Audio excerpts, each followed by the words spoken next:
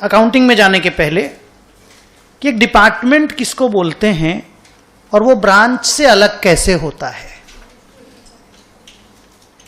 Geographical segment और business segment या product segment को अगर आप थोड़ा सा एनालिसिस करेंगे, वर्ड थोड़ा बड़ा बड़ा है बट अगर आप थोड़ा दिमाग लगाएंगे तो अगर कोई एंटिटी के एक से ज्यादा ज्योग्राफिकल सेगमेंट है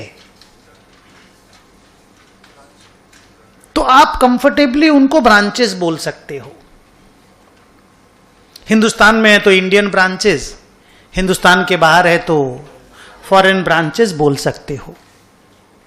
और अगर आप का ज्योग्राफिकल सेगमेंट नहीं, अगर आप मल्टीपल प्रोडक्ट में काम करते हो, मल्टीपल प्रोडक्ट में, तो each of the product line को, each of the product line को आप बिजनेस सेगमेंट कहते हो।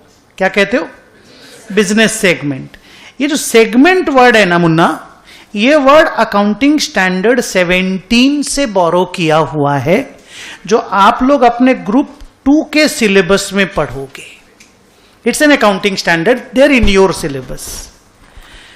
उसको खाली यहां पे खींच के लाने के लिए कि भाई डिपार्टमेंट से कनेक्ट करें एक बार, तो your departments are your business segments and your branches are your geographical segments. बोलते हैं ना Jamshedpur branch, Calcutta branch, Nagpur branch, तो एक जगह के साथ एसोसिएट किया जाता है। जगह का मतलब ही ज्योग्राफी हो गया ना। So therefore your geographical segments are your branches. Okay, अब अगर आप कैमैक स्ट्रीट वाले पैंटलून्स में जाएंगे तो first floor, second floor, third floor. First floor में किड्स का सामान है, ग्राउंड फ्लोर रहता है ना, ग्राउंड फर्स्ट सेकंड बोलना चाहिए ना मुझे, तो ground floor, first floor, second floor. तो मान लो ग्राउंड फ्लोर में किड्स सेगमेंट है, मान लो, हमको याद नहीं है, फर्स्ट फ्लोर में मान लो वुमेन का है और सेकंड फ्लोर में मान लो मेंस है, तो आप इनको एक एक डिपार्टमेंट बोल सकते हो, क्योंकि वहां पे एक सेगमेंट को दूसरे सेगमेंट से जो अलग किया गया है, that is on the basis of the nature of the products.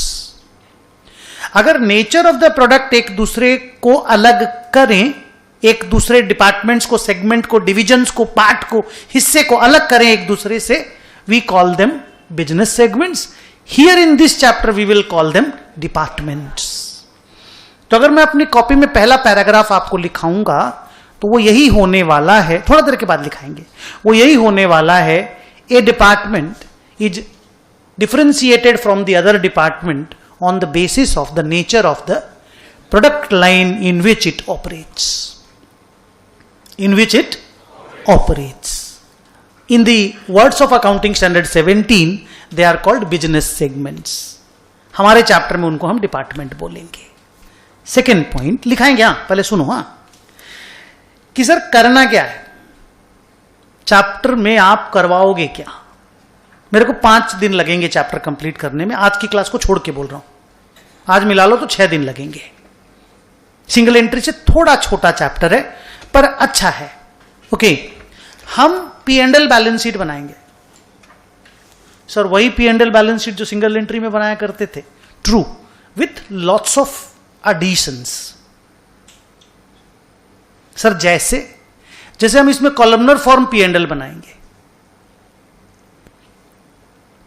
आगे का 2 लाइन आप बोलो, क्यों मैंने ऐसा बोला कि मैं इसमें कॉलमनर फॉर्म का PL, कॉलमनर फॉर्म का ट्रेडिंग बनाऊंगा। हाँ, अलग अलग डिपार्टमेंट है ना। तो मान लो एक एंटिटी का 3 डिपार्टमेंट है, department A, department B, department C. Company total मिला दो तो कंपनी हो गई। कंपनी मान लो प्रोप्राइटरशिप फर्म है, कॉर्पोरेट एंटिटी नहीं है, प्रोप्राइटरशिप फर्म है, उसके 3 डिपार्टमेंट है।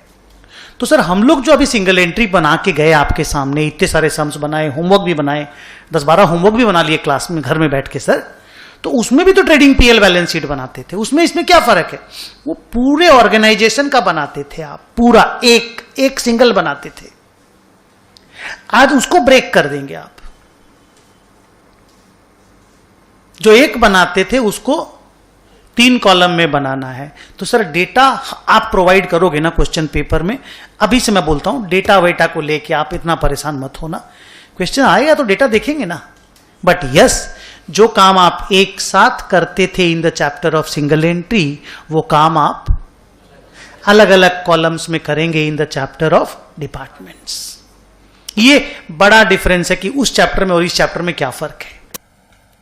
दूसरा, 100% या नहीं बोलूं तो 99.99% केसेस में बैलेंस शीट अगर बनाने बोलेगा ना, वो सिंगल कॉलम बनेगा, क्योंकि कैपिटल प्रोपराइटर का होता है, कैपिटल किसी डिपार्टमेंट का नहीं होता। धंधा डिपार्टमेंट वाइज होता, मैं मानता हूं। कपड़ा, मेंस कपड़ा बिकेगा, वुमेन कपड़ा बिकेगा, चिल्ड्रन का कपड़ा बिकेगा, सेल, परचेज, सैलरी, रेंट अलग अलग हो सकता है। पर बैलेंस शीट तो पूरी कंपनी का या ऑर्गेनाइजेशन का एक साथ होगा ना। क्रेडिटर, डेटर, मैं क्रेडिटर डेटर भी मानता हूं अलग अलग हो सकता है। ये बच्चों के कपड़ा का क्रेडिटर है, ये वुमन के कपड़ा का क्रेडिटर, मैं मानता हूं अलग अलग हो सकता है, नहीं समझे। लेकिन कैपिटल, ड्राइंग, वो सब तो पूरी कंपनी का होता है ना। तो बैलेंस शीट जब भी हम आपको बनाने बोलेंगे, वो सिंगल कॉलम का बोलेंगे। P&L आपको मल्टीपल कॉलम्स का बोलेंगे। ओके, तीसरी, ये सब लिखेंगे हम लोग धीरे धीरे करके। जैसे सिंगल एंट्री में 30 पॉइंट था, मान लो इसमें 20 पॉइंट बनेगा या 15 पॉइंट बनेगा, सब वैसे ही लिखना है। और जब आप रिवीजन करने बैठोगे एग्जाम के पहले सिंगल एंट्री का 30 पॉइंट रिवाइज करोगे, फिर आप सम बनाने बैठोगे, बिकॉज वो 30 पॉइंट ही बेस है। ओके, नेक्स्ट, इसमें हम आपको एक और चीज सिखाएंगे जो बहुत इंपॉर्टेंट है। अगर 2 बड़ी बड़ी बातें सिखाएंगे कि अगर कोई एक डिपार्टमेंट दूसरे डिपार्टमेंट को गुड्स ट्रांसफर करता है, एक डिपार्टमेंट दूसरे डिपार्टमेंट को अगर गुड्स ट्रांसफर करता है, तो उसका पूरा अकाउंटिंग प्रोसेस क्या है, फुल फ्लेजेड टोटल कहानी में उसका अकाउंटिंग प्रोसेस क्या, हम आपको सोचने का मौका भी देंगे, हम लोग बात भी करेंगे, ये चीज पढ़ेंगे। और चौथा जो एक बड़ा चीज पढ़ेंगे उसका नाम है कि भाई अगर कोई कॉमन एक्सपेंस इनकर हुआ, common expense, for example auditors charges,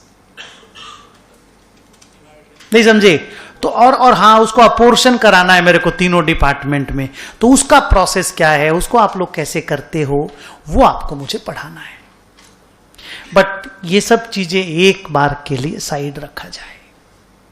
पहले ये बात किया जाए कि सर इनकम टैक्स वाला लोग,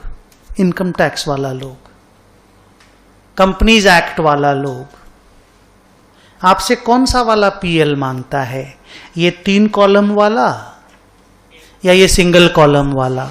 आपका टैक्सेबल इनकम का जो कैलकुलेशन होता है, आप जो इनकम टैक्स देते हो, आप आरओसी, रजिस्ट्रार ऑफ कंपनी नाम सुने हो, आप आरओसी में जो पेपर फाइल करते हो, वो पूरी कंपनी का एक साथ करते हो कि डिपार्टमेंट वाइज करते हो? असेसी कौन है, कंपनी है कि डिपार्टमेंट लोग असेसी हैं? इनकम टैक्स की क्लास चालू हो गई है, तो असेसी कौन है? कंपनी है। आईटीसी जो कंपनी है अपनी बड़ी वाली, 5 सेगमेंट है उसके, 4 पॉपुलर हैं बहुत, होटल, सिगरेट्स, वो फूड वाला जो क्या बोलते हैं, एग्रो प्रोडक्ट्स, हाँ उसको एग्रो प्रोडक्ट बोलते हैं ये लोग। एक तो paper and paper board, stationery को ये लोग बोलते हैं पेपर एंड पेपर बोर्ड।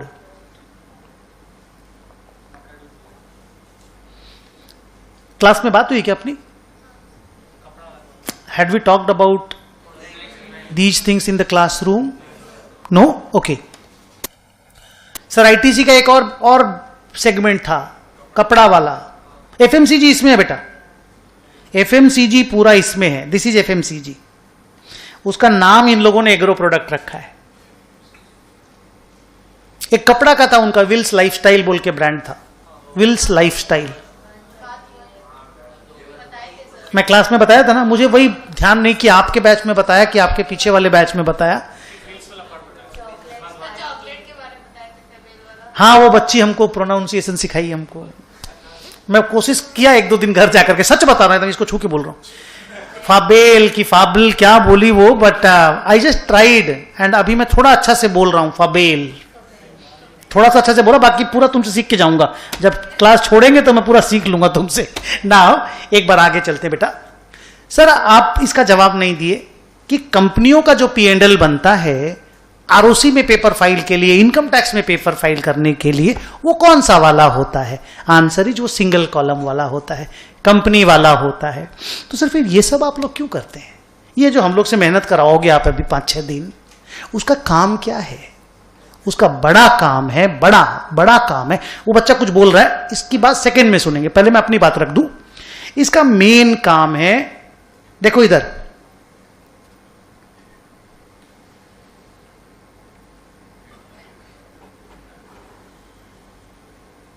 ये पहला, ये दूसरा।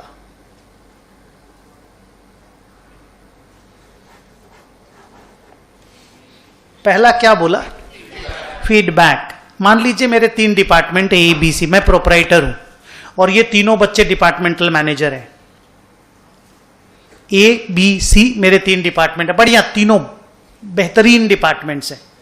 ABC 3 डिपार्टमेंट है, totally managed by him and him.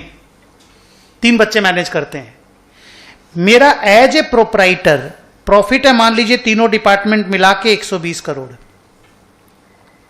So I am pretty happy, my capital invested is 500 crore. 500 crore पे साल का 120 करोड़ रुपया कमा रहे हैं, 24% का रिटर्न ऑन इक्विटी है।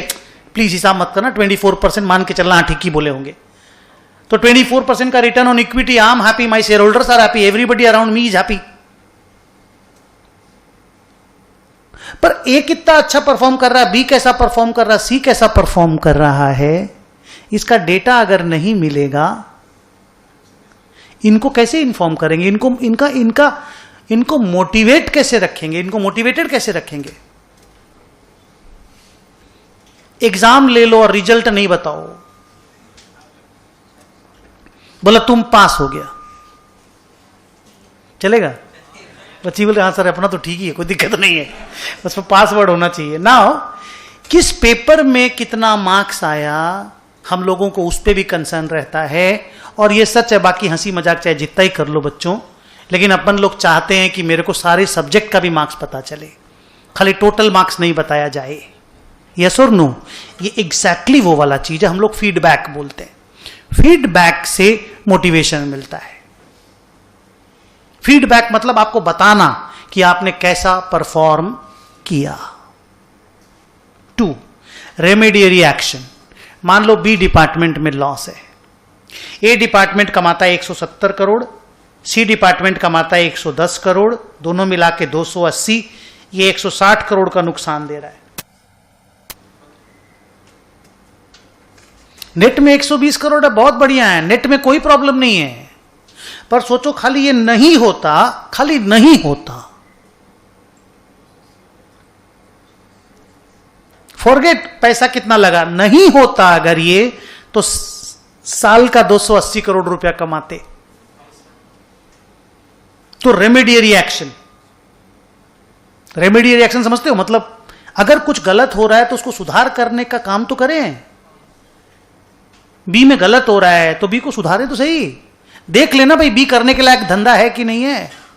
बी में जो दिमाग लगा रहे हैं, बी को बंद करो ना, बी का धंधा हिंदुस्तान में नहीं चलेगा तो बंद करो। ठीक है, पैसा लगाया, गलती हो गया, बाकी डिपार्टमेंट तो प्रॉफिट में है, कितना साल तक लॉस देंगे? या अगर लग रहा है यहां पे प्रॉब्लम है, बी का लॉस का वजह ये है, तो उसको प्लग करें ना, उस लूप होल को प्लग करें, कुछ तो एक्शन लें। ऐसे तो क्या 120 करोड़ का प्रॉफिट देख के खुश हो रहे हैं? बंद करना हो तो बंद करें, सुधार करना तो सुधार करें, वो भी रेमेडियरी एक्शन है, बंद करना भी रेमेडियरी एक्शन है। और सबसे बड़ी बात, अगर मैं बंद करता हूं तो कैपिटल रिलीज होगा। वहां का जो बिल्डिंग, प्लांट, मशीन, फर्नीचर में इन्वेस्टमेंट है वो रिलीज होगा। रिलीज होगा तो कहीं और लगाएंगे, साला ए और बी को एक्सटेंड करेंगे ना, ए और सी को। ए और सी में वो कैपिटल डिप्लॉय करेंगे तो और प्रॉफिट बढ़ेगा, नहीं तो एफडी में ही डाल देंगे। समझे मैं क्या बोला?